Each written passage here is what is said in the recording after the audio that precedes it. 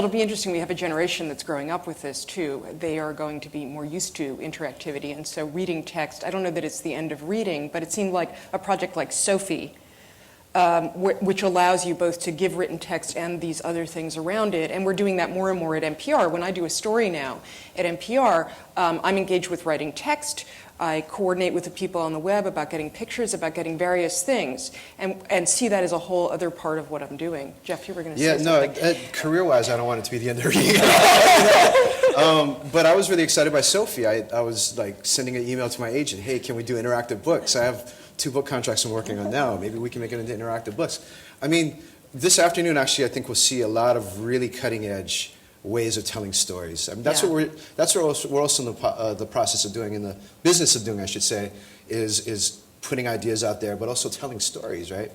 And I think that, you know, there's so many different ways to kind of tell the story, to kind of grip people, and at the same time, the tools I think are being distributed very quickly. You got people like the Center for Digital Storytelling, StoryCorps, the People's Production House, that are, you know, bringing in folks from underrepresented communities, bringing in youth, and training them right away. You know, Trouble the Water, as a good example, is a movie about the after effects of Hurricane Katrina done by an amateur, and it's winning all kinds of awards for good reason. But this is, I think, an exciting sign. I mean, I think that we should be, you know, opening up these tools to be able to allow these voices that haven't been heard to be heard. Well, I actually was going to ask you that question, which is, you know, what opportunities does this open for communities that haven't been able to reach out to a public? Or to, for example, I recently spoke with the Lorraine Hansberry Theater in San Francisco, and they were talking about how for years they had a push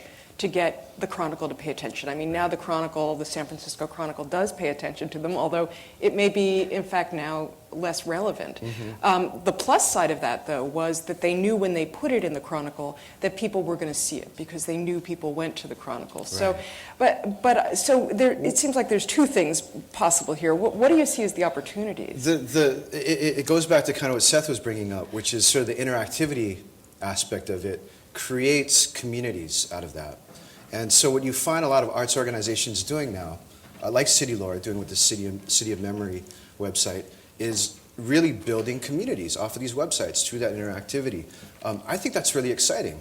And I think that that's cutting out the middle person. Like, why have to go to the gatekeeper at the San Francisco Chronicle if you can use your website, if you can use your tools, if you can use your storytelling to be able to reach your audience directly? And it's interesting because arts organizations are built up, and artists are built up to tell stories, right? Naturally, that's what they do.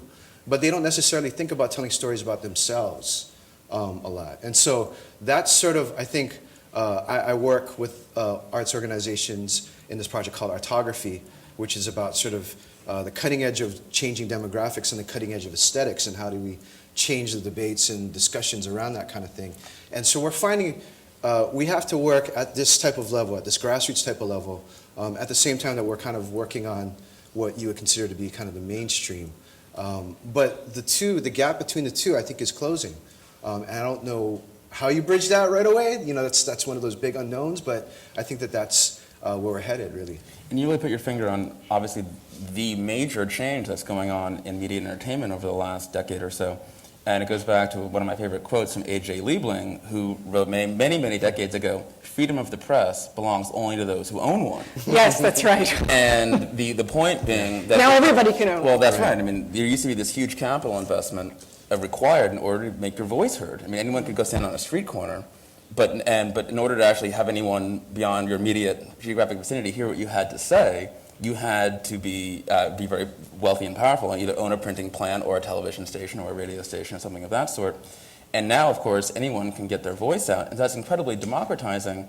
And you would think of that as a challenge to establish arts journalists, but also provides an opportunity not only for everyone out there to let their voice be heard, but also for the established arts journalists, because people want credibility at a certain level. And there are so many voices, and in the wilderness, there is still a desire for, I won't say authoritative or a dictatorial voice, but a trusted source and a known quantity, where you know where the writer or the journalist is coming from in terms of what their predilections are, what their background is, And even as you have this proliferation of voices, they're still important to have these touchstones. And I think you've seen that, whether it's with the New York Times or other big organizations, where we sort of end up providing sort of the fodder, if you will, for the blogosphere and for other commentators. And that's not necessarily a horrible thing. Yeah, I mean, there is this sense sometimes of feeling like because the internet is set up a certain way, hopefully quality will rise to the top. But one of my concerns with all of these community groups doing this is, in fact, that you are just going to get this cacophony of stuff, and people are just going to be confused by it, you know. So they'll go to what's most familiar to them otherwise. Yeah, I mean, I don't necessarily see that happening. What I see are a lot of groups a lot of organizations, a lot of artists that aren't necessarily able to find the folks that they want to be programming towards. They know they have their audience in mind, they just haven't been able to reach it. And so I think that's the aspect that folks are kind of working on. And I think that, you know, it's always going to be like this. There's always going to be great arts. There's always going to be really bad art. There's always going to be much more bad art than there is good art, right? There's always going to be many more bad critics than there are good critics. And I think that, you know, over time, for the most part, folks will get sorted out. But I think that it's really important when we look at the changing demographics to understand that we have, you know, immigrant communities, we have underrepresented communities that haven't been able to necessarily, you know, make their case. And that the economics are such, and that the sort of structures are such that they have a lot of those barriers in place that they've got to overcome in order to kind of reach their audiences, and in order to sort of reach the mainstream as well. And so I think that it's important to be able to build up these tools for folks to be able to make their case. And then when you kind of survey the landscape of the whole thing, you notice that there's a new sort of aesthetic edge that's being pushed. And that's when you've got to impact the mainstream with it.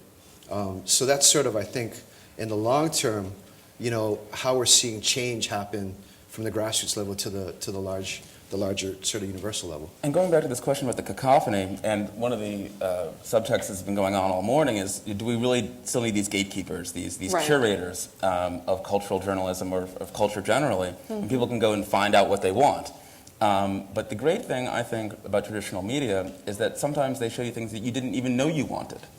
And it's easy to go, I can go into Google News or wherever and I can say, well, I know that I like whatever it happens to be. These kinds of, I'm interested in Lotus cars and the San Francisco 49ers and the healthcare debate, and it'll give me all the information about those things that I know that I'm interested in. But I think that there's a process of discovery that gets rid of, where I can pick up a newspaper or go to a website or go to NPR Music or the New York Times or wherever else, or buy a book, and it'll tell me something that I didn't know that I was interested in the first place. And that's not something that I can put a search in for on a website. And so having people who will bring you things, they say, I didn't even know that I wanted to hear about that, is really a valuable function. Well, that's one of the things I worry about in terms of the loss of the newspaper, because the other side of the story about the Lorraine Hansberry Theater was that they also said to me, yes, but we knew that we could reach an audience through the Chronicle that we couldn't reach ourselves. Because there is that serendipity of picking up the newspaper, right, yeah. and seeing things that you didn't even know you were interested in. I would say most of the time I read the New York Times book review, for example, and I will never read the books that I read the reviews of. I read them. You should. I should buy them too. I should buy them and put them on the shelf because they look nice there, but I don't actually read them.